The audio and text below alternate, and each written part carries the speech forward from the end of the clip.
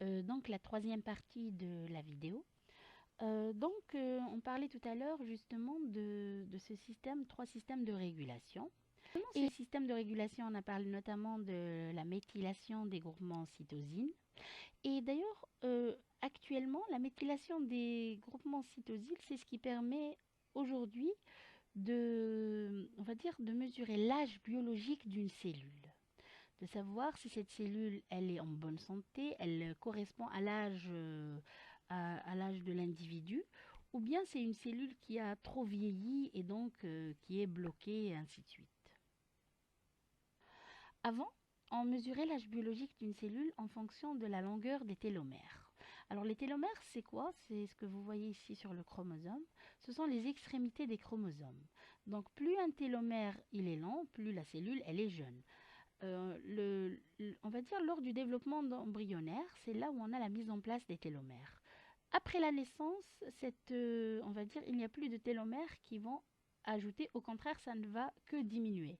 À chaque division cellulaire, lorsque l'ADN va se retrouver dans le cytoplasme, on va dire en relation avec, ou bien confronté à l'attaque enzymatique au niveau du cytoplasme, les télomères vont avoir tendance à rétrécir, rétrécir, rétrécir. Donc chaque division, on va avoir moins de télomères, etc., etc.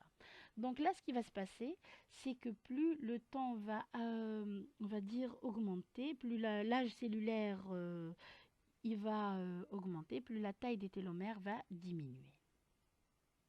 Alors je vous parle parce qu'il est nécessaire d'évaluer l'âge d'une cellule par rapport à l'âge de l'individu. Lorsque l'âge biologique de la cellule correspond, l'idéal c'est qu'il correspond à l'âge de l'individu.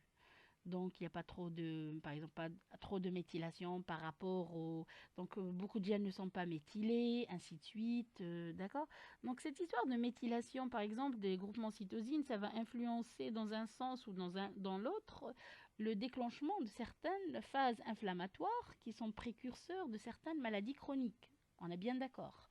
Donc, ce qui va se passer, c'est que il faut évaluer justement l'âge biologique de la cellule et le comparer à l'âge réel de l'individu et voir si cet individu justement a une épigénétique, on va dire, qui va être favorable.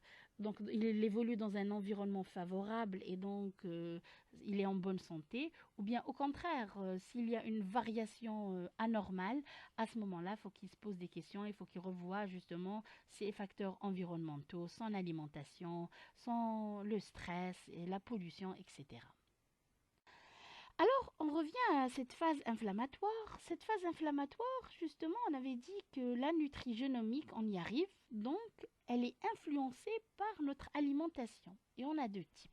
On a des aliments qui sont pro-inflammatoires et des aliments qui sont anti-inflammatoires. Pro-inflammatoire, ça veut dire ils favorisent le déclenchement de cette phase inflammatoire. Comme bien sûr, je vais parler d'excès. D'excès en consommation de viande, d'excès en consommation de produits laitiers, de graisses saturées, d'oméga 6, de sucre rapide, en général de produits industriels, certains édulcorants, certains additifs, pardon, l'excès de fer et l'excès de cuivre. Attention, je parle bien entendu d'excès. Il est hors de question de faire référence en nutrition ou quoi que ce soit, de provoquer des carences. Mais consommer avec modération. Les sucres sont à consommer avec modération. On a également la phase anti-inflammatoire.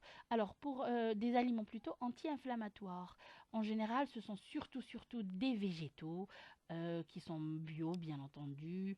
On verra par la suite dans la prochaine vidéo les antioxydants, les fibres, les acides gras, les oméga 3, le magnésium qui est très conseillé, le zinc, bien entendu, bon je reviens vers les antioxydants dans les polyphénols, les flavonoïdes, etc. Voilà.